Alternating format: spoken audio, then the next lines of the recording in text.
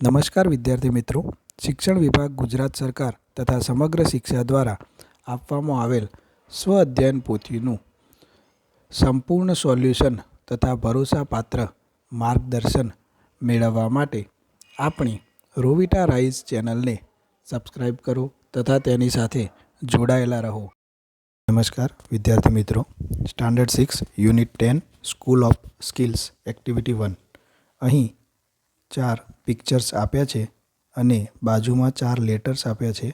તો પિક્ચર્સના પ્રથમ સાઉન્ડ પરથી લેટર્સ પર રાઉન્ડ કરવાનું છે.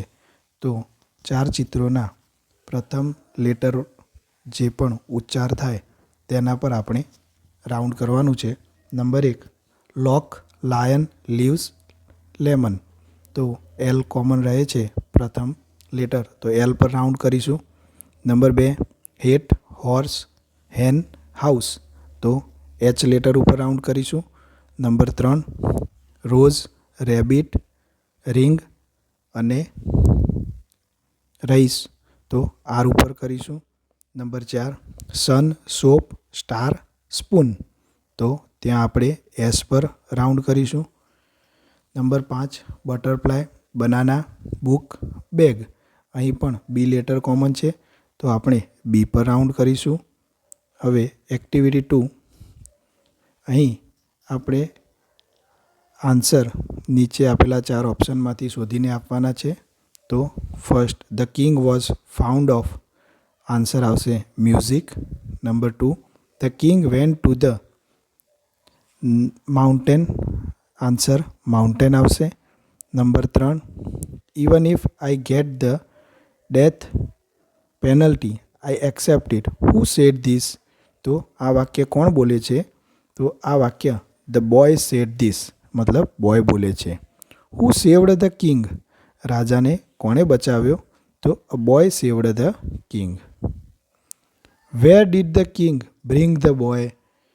તો કિંગ એટલે કે રાજા બોયને ક્યાં લઈ ગયો હતો? તો the king bring the boy to the palace, એ પેલેસમાં લઈ ગયો હતો. The king punished the boy, true or false. તો રાજાએ બોયને સજા કરી હતી, તો આ વાક્ય ખોટું છે, તો ફોલ્સ આવશે. Number 7 the king decided to pay the boy for his addiction and upbringing. તો આ 2 ખાલી જગ્યાઓ છે. હવે એક્ટિવિટી 2, અહીં એક પેરેગ્રાફ આપ્યો છે, તેના પરથી હુ અને હુમ એ ક્વેશ્ચન પરથી શોધીને લખવાના છે. તો નંબર ફર્સ્ટ વોટ્સ અપ. તો હુ એમાં સૌમ્ય આવશે અને હુમ એમાં તેજસ્વી આવશે. Number 2 I lost my new pen, have you seen it. તો હુમાં તેજસ્વી આવશે અને હુમમાં સૌમ્ય આવશે. Number 3 yes I found a pen during recess. હુમાં સૌમ્ય આવશે, હુમમાં ઋષિ આવશે. Number 4 exactly it is a birthday gift from my parents. હુમાં આવશે ઋષિ, હુમમાં આવશે સૌમ્ય. 5 વેલ ડન. તો હુમાં આવશે ઋષિ, હુમમાં આવશે ટીચર. હવે બીમાં find and write the rhyming words from the circle. બાજુના સર્કલમાં જે વર્ડ્સ આપ્યા છે તેમાંથી રેમિંગ વર્ડ્સ શોધીને લખવાના છે. તો number 1 calm, balm, palm. Think, sink, blink. Care, rare, share. Each, reach, beach. Ask, mask, task. Activity 3, અહીં એક પેરેગ્રાફ આપ્યો છે, તેના પરથી પ્રશ્નોના જવાબ આપવાના છે, ક્વેશ્ચન આન્સર છે. તો number 1 what did Varadaraj feel on the way. Varadaraj felt thirsty on the way. What were the woman doing at a short distance. The woman were drawing water from the well. What was there on the stone where the ropes were moving. There were marks on the stones. What did Varadraj asked to the woman. Varadraj asked the woman how they made those marks. Find the opposite words of long. Long no opposite words છે short. Activity 4 અહીં બ્રેકેટમાં કેટલાક dialogues આપ્યા છે તે ડાયલોગ્સનો ઉપયોગ નીચેની સ્ટોરીમાં કરી અને સ્ટોરી પૂર્ણ કરવાની છે. તો વેર ઇઝ માસ્ક ગોઈંગ? તો it is chasing the butterfly. It is safe for him in there? Yes, it's safe. Yes, hold your ice cream tight. Is Max trying to eat ice cream? હવે નીચે બ્રેકેટમાં કેટલાક શબ્દો આપેલા છે in, on, near, besides, between, next to, under, behind. તેનો ઉપયોગ કરી નીચે આપેલા ચિત્રના આધારે વાક્યો બનાવવાના છે. તો અહીં આપણે કેટલાક વાક્યો બનાવેલા છે. The books are on the book shelf. અહીં આપણે બ્રેકેટવાળા શબ્દોને નીચે અંડરલાઇન કરેલી છે જેથી આપને સમજ પડે. The table is near the book shelf. The cat is under the table. The chair is near the table. The window is between the book shelf and the wall. The curtains are behind the globes. The clock is next to the picture frame on the metal piece. આ વાક્યો તમે તમારી રીતે change પણ કરી શકો છો મિત્રો. હવે નીચે કેટલીક ખાલી જગ્યાઓ આપેલી છે જે and, but, because, so, or આ 5 શબ્દોનો ઉપયોગ કરીને ફિલ કરવાની છે. તો number 1, the bus was late. ખાલી જગ્યા I was late for school. તો પહેલામાં આવશે સો, પછી બીજામાં બટ, ત્રીજામાં ઓર, ચોથામાં એન્ડ, પાંચમામાં બીકોઝ, બટ, સાતમામાં સો, આઠમામાં ઓર અને નવમામાં એન્ડ.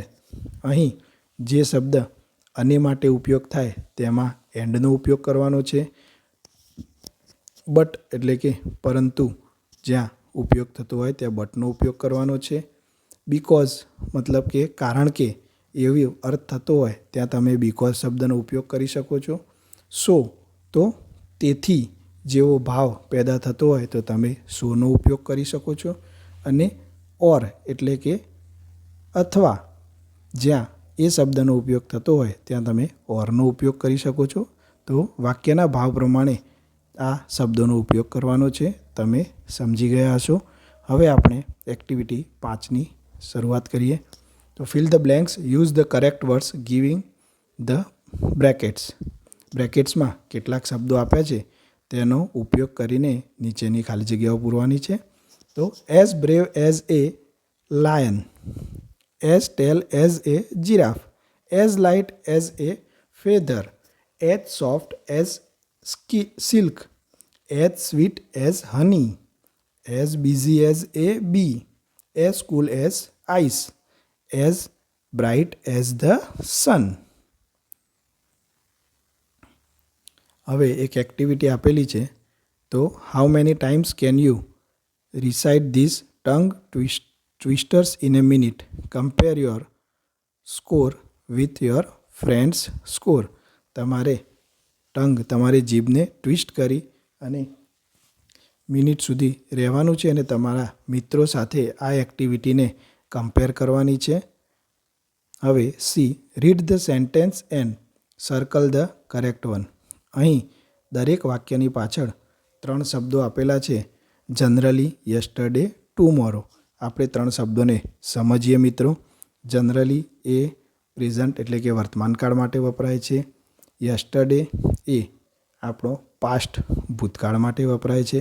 અને ટુમોરો એ ફ્યુચર માટે વપરાય છે એટલે કે આપણા ભવિષ્ય માટે વપરાય છે. તો અહીં આપેલા વાક્યો એ ભૂતકાળ, વર્તમાનકાળ કે ભવિષ્યકાળ જે દર્શાવે તેના પ્રમાણે રાઉન્ડ કરવાનું છે. તો most children like the ice cream મતલબ generally. You will go to school tomorrow. The toys lay on the floor yesterday. Jill went to watch the movie yesterday. Krisha will visit her uncle tomorrow. Prisha worked hard to get good marks yesterday. Activity 6. Write your favorite festival name in the rectangle and write some words related to it.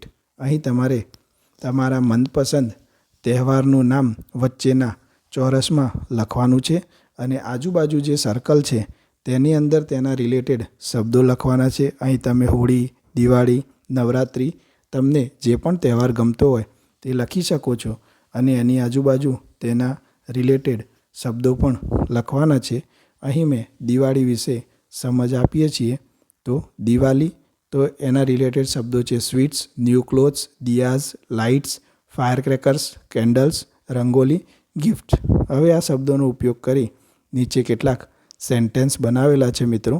તો તમે તે sentence અહીં જોઈ લખી શકો છો અને તમે તમારી રીતે પણ કોઈપણ ફેસ્ટિવલનો અહીં ઉપયોગ કરી અને તેના સેન્ટેન્સ પણ બનાવી શકો છો મિત્રો. તમે આ વિડીયો ગમ્યો હોય તો ચેનલને સબસ્ક્રાઈબ કરી શકો અને લાઈક પણ કરી શકો છો વિડીયોને અને અમારી ચેનલ સાથે હંમેશા જોડાયેલા રહો. ધન્યવાદ.